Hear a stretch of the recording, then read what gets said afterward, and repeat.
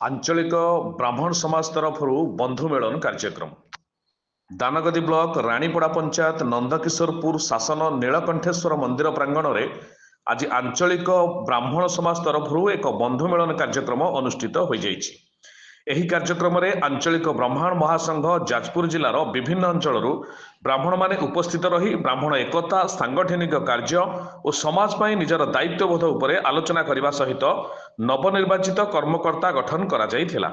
एथिसहित अनेक ब्राह्मण मानकु मानपत्र और पुष्पगुच्छ देई संघ तरफ सम्मानित करा जायथिला। समस्त ब्राह्मण समाज एकतारे बांधी होगा संगे संगे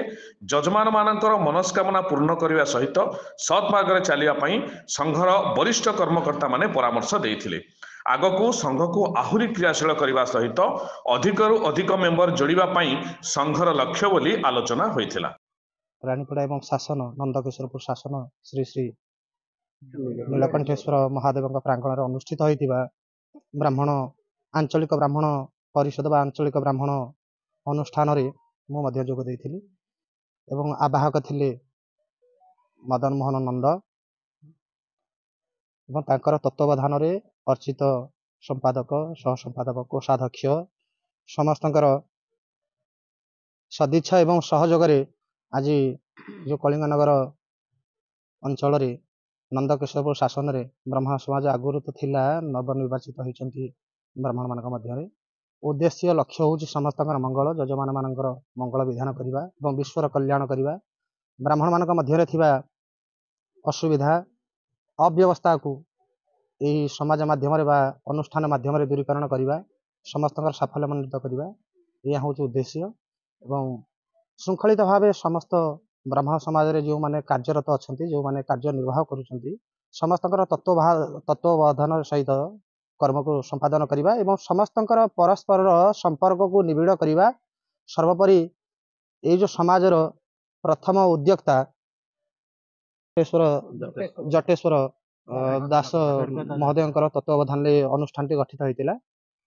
आ ब्राह्मण समाज को आगे नवा सहित समस्त जजमान वृंद मानकर देशवासी मंगल कामना करने हूँ आमर प्रथम लक्ष्य। तेणुक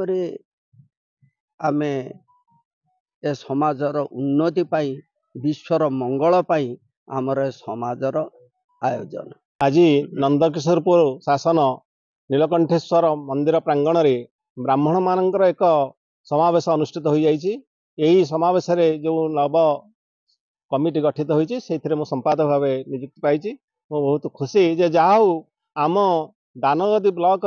विभिन्न ग्राम ब्राह्मण मान नहीं आज जो समावेश आम आकलन करूँ आहूत करूँ से आमर आशा ठारू अधिक ब्राह्मण एठारे संगठित होती एवं एठारे ब्राह्मण मानकर विभिन्न समस्या जजमान ठारू आसुवा विभिन्न प्रकार समस्या एवं सेमानकर जो कर्म अच्छी से कर्म बाबद विभिन्न समस्या ए बाबद आलोचना कराइला एवं तार प्रतिकार विभिन्न प्रकार प्रचेषा कर नूतन भाव में पुनर्गठित है ब्रह्म महासभा आज तार मुख्य उपदेष्टा भाव में मत ग्रहण कर जो सभा आज अनुष्ठित है ये अंचल आंचलिक ब्रह्म महासभा भाव में नामित करागला। ये अंचल जिते गुड़ी बौद्धिक समस्या एवं शास्त्रीय समस्या देखा देइछि तार सर्वमय समाधान पाई ये समाज काम करिवो एवं ब्राह्मण मानकर उत्तरोत्तर सम्मान वृद्धि कार्यपंथा ये सब नीति निर्धारण ये समाज करिवो। यह एक ये अंचल एक प्रमुख भूमिका ग्रहण करिवो ब्राह्मण मानक क्षेत्र पाई।